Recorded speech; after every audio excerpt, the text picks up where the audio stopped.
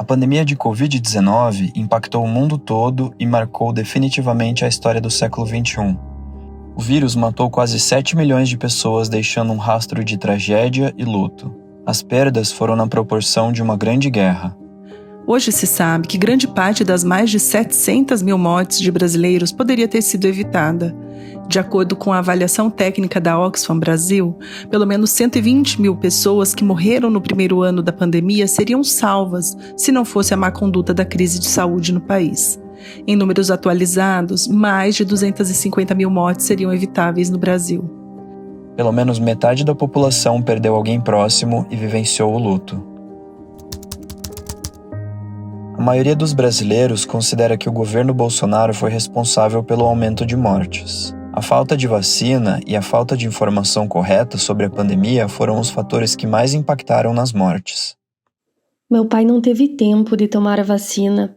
Ele contraiu o Covid-19 e a doença o levou um pouco antes da vacinação ter sido liberada para a população. A minha irmã, que era do grupo de risco, mesmo com vacina disponível, preferiu não se vacinar e tomar somente ivermectina. Infelizmente, pegou Covid e não resistiu. Sem evidências científicas, mas defendido pelo ex-presidente, um falso tratamento precoce chamado Kit Covid foi receitado para mais da metade das pessoas que tiveram a doença e procuraram atendimento médico. Esses medicamentos sem eficácia foram disponibilizados de maneira ampla através da rede pública de saúde, que atende prioritariamente pessoas com menor renda.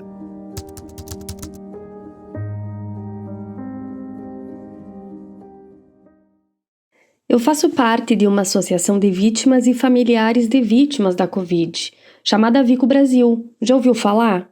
Não sabia que existia.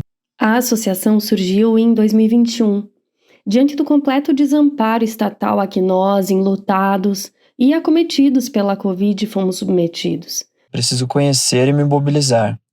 Nós precisamos nos unir e nos fortalecer, defender a alegria, organizar a raiva. Essa é a nossa missão.